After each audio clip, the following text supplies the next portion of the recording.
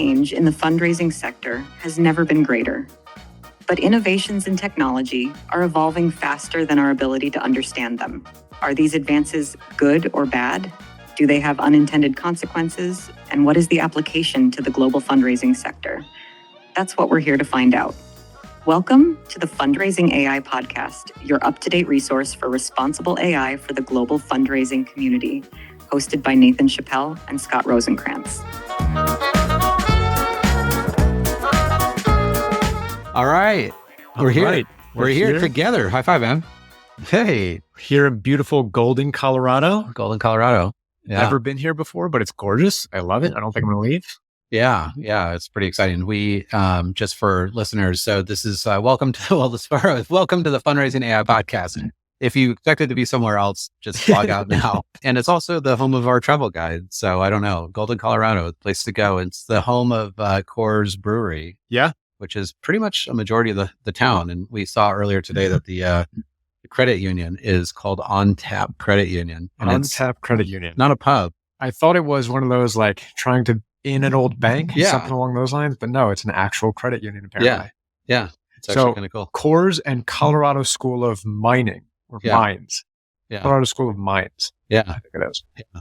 I'm not mimes. Not mimes. That would be interesting. Cool too. Yeah. We'll have to find that school. Yeah, so we're here. We actually, once a year, we do it all staff where all of our AI team comes in together for a couple of days. We look at everything from the past and we try to look at the future. And so it's just going to be a couple of days of everyone getting FaceTime and spending a lot of, fun time, but we got a lot of work to do. So it's going to be exciting. Yeah. So, and people, again, are going to think we're twins because now we're wearing the same shirt in the same place, which we've never done before. Yeah. So it's a big week though in AI. So a big week for our team coming together because we don't do that a lot. And then in the world of AI, another big week. And it feels like we say that every week, right? But it's like insane. We've not had a week. We've been doing this podcast now, I think 5 times. Yeah. And every week there's some like milestone that we'll talk about like during the week. You're like, can you believe that like happened or that happened so fast or whatever? And so it's just, it's crazy. So we got a lot of stuff to share. So we dive into that. We also promised that this week is Major Gift Week and it is Major Gift Week. And we got some thoughts and just hopefully spurring some inspiration and some kind of thinking around that. Some about culture, because I know you've been reading about AI transformation and kind of want to glean some of your thoughts on there, which leads into that AI readiness. And then I think we'll end with this report that Evan Wellstein put out last week called the Social Impact Retention Report, where he surveyed people and kind of their ideas of like, are you happy or unhappy? Are you planning to leave the space? And some initial observations that you saw there. And we'll put a link to that report in the show notes, obviously. So, all right. Let's get nerdy all of a sudden or all of a sudden, I don't know. It's like, we're always nerdy. It's like, we just like turn it on and turn it off. Like let's officially get nerdy, I guess. I mean, my wife probably wishes like, let's turn it off. You have Super Bowl. All you're talking about is ChatGPT. But this week, again, like big week. So I don't know. For me, it was probably in 3 buckets. So we'll break those down. And I don't know what other ones that you have, but like Sora, the Sora, it was previewed, but didn't come out. So OpenAI released Sora, which is this kind of a big breakthrough in using text to create video. Yeah. Their first text to video application. There's been a couple others like Runway, Pika. Those were big ones. But when you put them side by side, they pale in comparison to Sora. Well, it's crazy too, because I've been following Runway for a little while now and looking at who's investing in Runway and how transformative this idea that you could type in, like, give me a scene of like Labrador puppies playing, in the snow. And Runway was like big breakthrough in doing this. And like you saw like my brother-in-law, who's actually a trailer editor. So he's been working in Hollywood ever since he graduated from college, like 20, 30 years ago. And he's seeing the introduction of AI already in their system, in their work, and actually mostly in voice right now, like filling gaps of like individuals and filling like, oh, they never said this, but now they're going to say that, or things like that. But they're talking about it. I mean, he's been in this career for a long time of like actually using AI to create things for trailers. And most of the time when like trailer editors are making movies, the movie's not filmed yet. Okay. So they're having to literally like fabricate stuff anyway, and how transformative that type of technology is. So I don't know, what do you think of Sora overall? And we could put a link to the OpenAI demo of it, because they gave, I don't know, like 20 or 30 like things that were just crazy cool. Yeah, there are a couple floating around LinkedIn, and it looks just incredibly realistic. They weren't edited at all. They just put in a prompt just like you would for any chat GPT thing. And this video comes out high production, high quality, like going through the gold mines, in Southern Colorado, right? And it's almost like you're there or you're on a movie set. It's pretty incredible. And then on top of that, 11 Labs, who does a lot of voice AI, they did, I guess, their first product of sound engineering. So now sound engineering as a prompt. And for me, we were talking about this earlier, for me, it kind of filled in that gap that I didn't realize was there. Whenever I looked at Runway or Pika or Sora, the 4 days it was out without 11 Labs, it was incredible video, but it didn't click as like, oh, this is actually something. Right. Because there was no audio. There's no audio. And I never thought about it until I saw 11 Labs on that. Yeah. So I didn't occur to me how transformative the audio would be until I saw it also, because like when I was, watching Runway for the last year or so and their thing, you're like, oh, that's really cool. Like fabricated this image of this bird that like whatever. Yeah. And you're like, that's so beautiful. And it's amazing because you're focused on like the pixel quality of like, wow, this looks like literally like some National Geographic person like filmed this in the Amazon. But in fact, all they typed in was a picture of a whatever bird on this type of tree. Right. And then all of a sudden 11 Labs. And if you're not familiar with 11 Labs is pretty much, I think the main probably contender right now for audio fabrication. So like you can get a $20 account, record your voice for 4 minutes. And then literally you could have your voice be doing this or your voice reading a blog or whatever it is. That was the Biden deepfake was an 11 Labs account. Yeah. So obviously could be used for good or bad as most AI. Lots of used for good and lots used for bad. But 11 Labs mostly been known for voice cloning and that kind of thing. And what I think is crazy about Sora and how that got released from OpenAI, which I didn't even know they were really working on that. So that was like actually just like, whoa, like not surprised that they're working on that, but it's just a whole new level. But what surprised me was that it literally was, I think 4 days, like 4 days later. Yeah.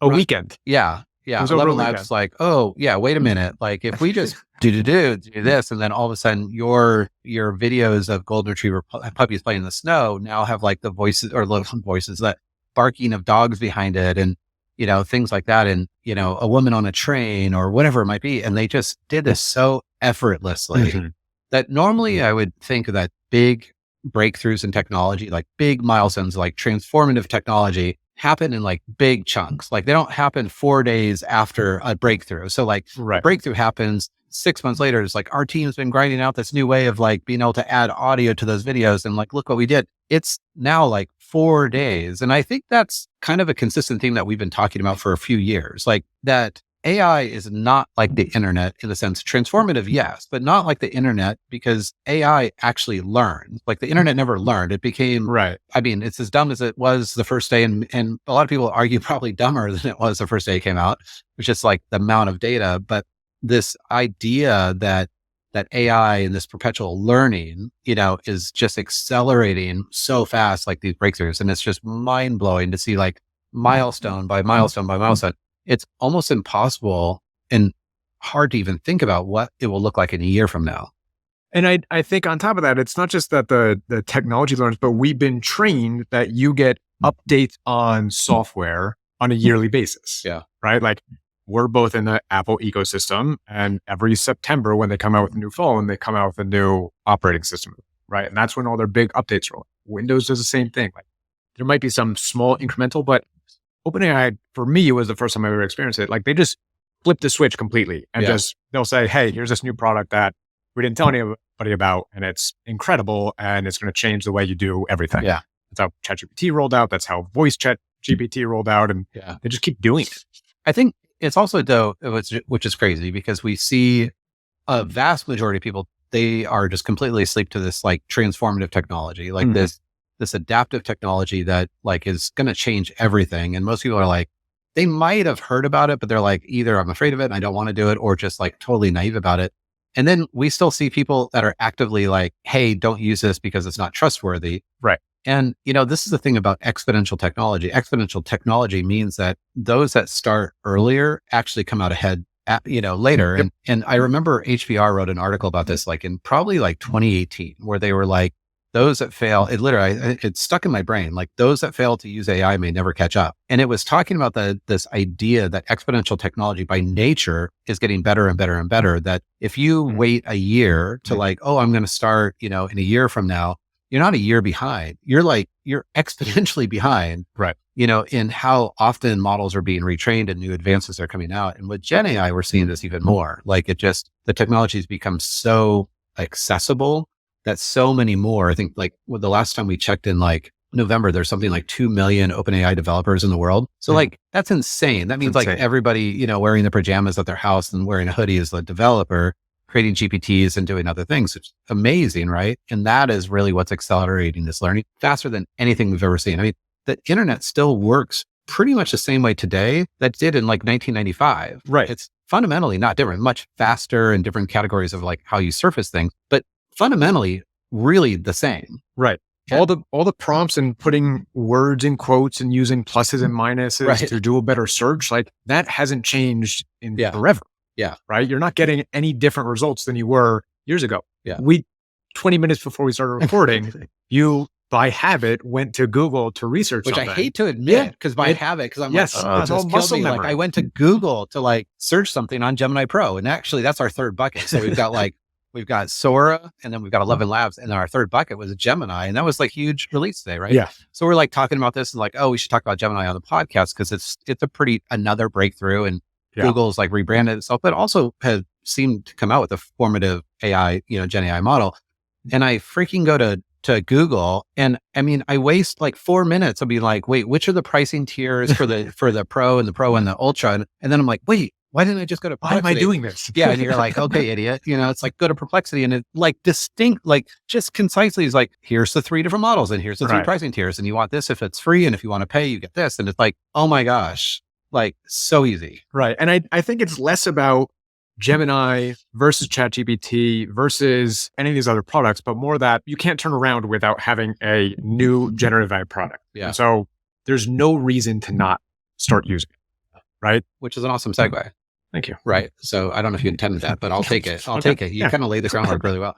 So let's just jump into basically this major gift idea. So what this podcast, of course, there's like a million podcasts on applied AI. This podcast specific to fundraising and what it means. And so we want to break out, if not every week, every couple of weeks, an activity around fundraising that people can think about AI in different ways. And so this week, why not start with major giving? Yep. Major gift fundraising, something I did for a majority of my career, not only personally, but also led teams. And it's also an area within fundraising that relies heavily on the art and, deep empathetic skills. And so in that emphasis and reliance on art has, I think for the most part, almost been a hindrance to those people like, oh, this is an art. I don't want to focus on, this other thing that doesn't feel like human to human, but it doesn't take long to think about like so many practical applications that will not actually absolutely take away from a human to human interaction. And in fact, actually have quite the opposite and give you more time for human to human, but it also can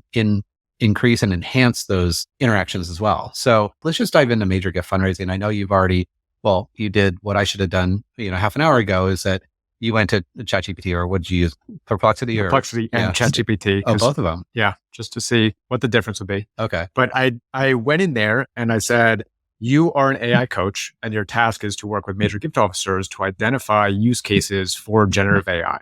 Give me 30 examples, the more detail, the better.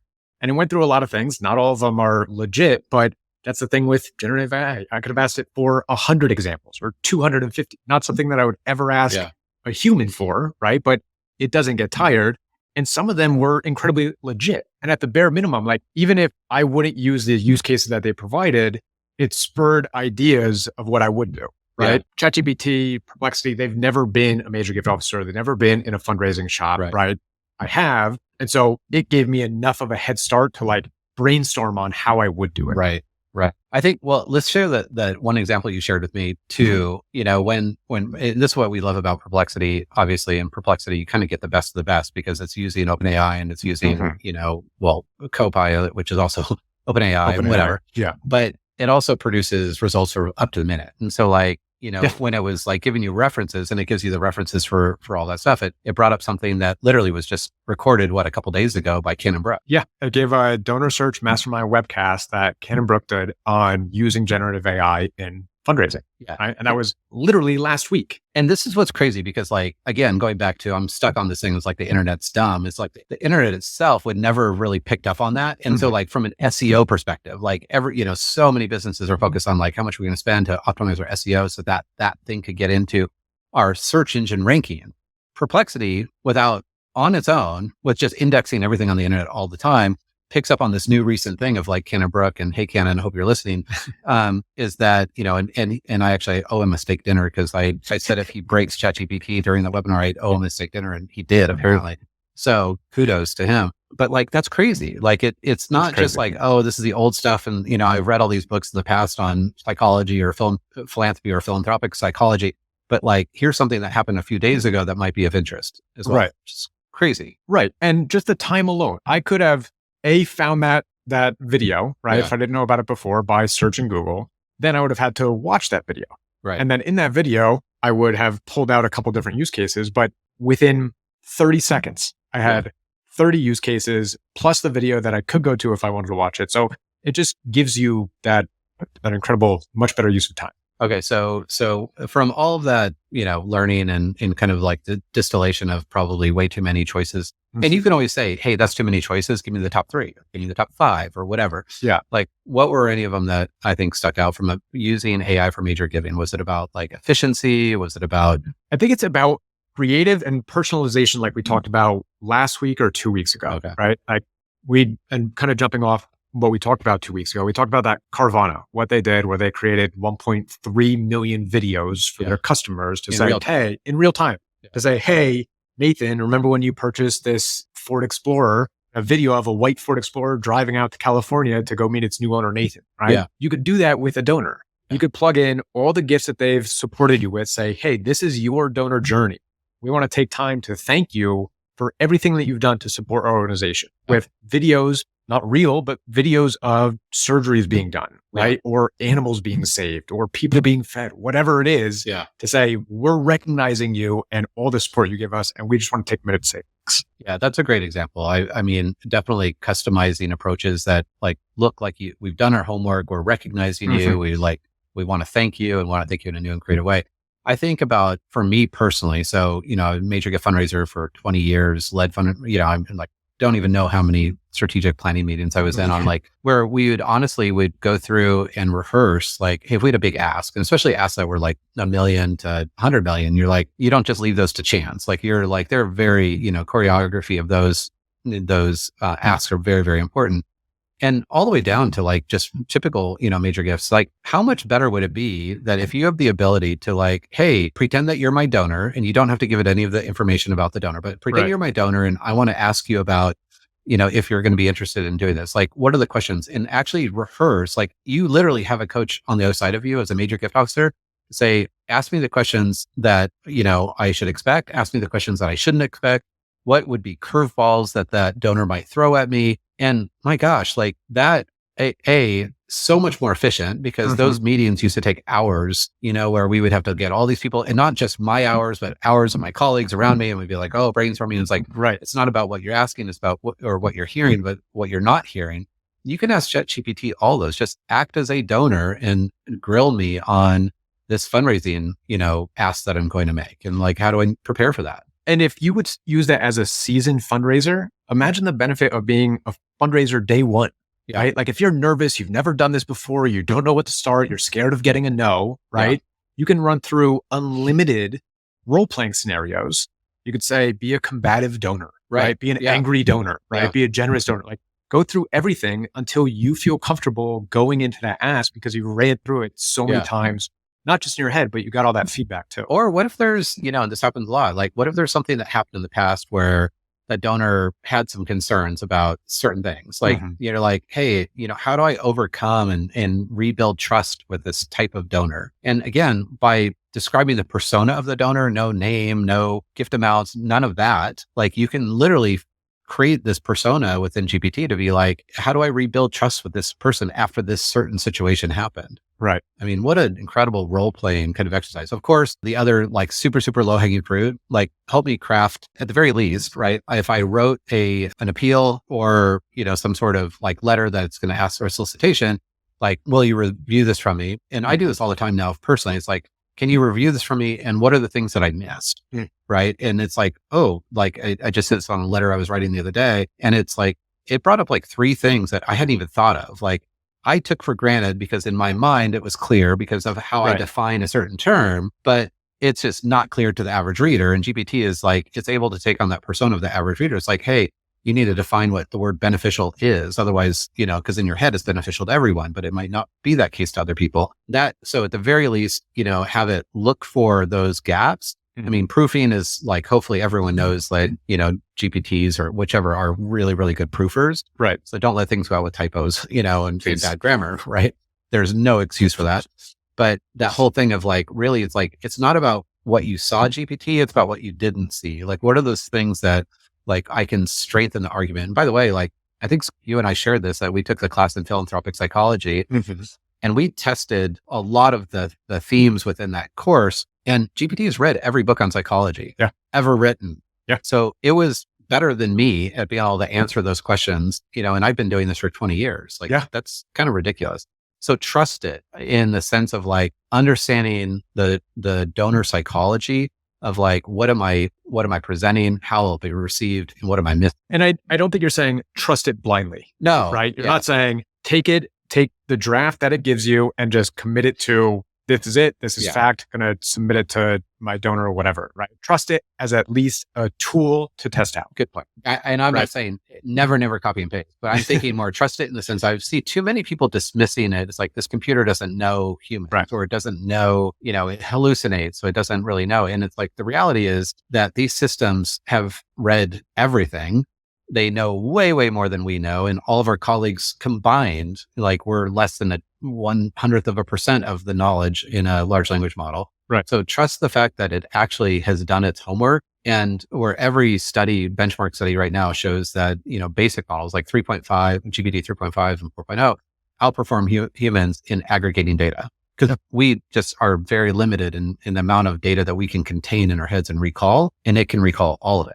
Right. And unless you have a photographic memory, you as a human are not going to remember everything perfectly. Yeah. Right. So the fact that AI hallucinates is not like, we have to throw the baby out with the bathwater because it didn't get this one thing right. It just encourages you to do your due diligence. Yeah. Right? Do your homework. If it's citing sources. And again, this goes to why I like Perplexity so much, because it gives you all those sources, but it's still worth checking it out just to make sure, again, before committing anything to fact and sending it. Okay. So any like low hanging fruit on the major gift side? Yeah, 2 more. So one, just jumping back to, again, role-playing scenarios. I remember when I was first doing major gift ask, I got a no, and I internalized that, right? I thought I asked wrong, or I did all these things, or it was me, it was my fault, right? Yeah. But everything about that is just reframing, right? Or getting a different perspective. So I could have gone back to ChatGPT and say, hey, this person said no. Give me 10 reasons as to why they might.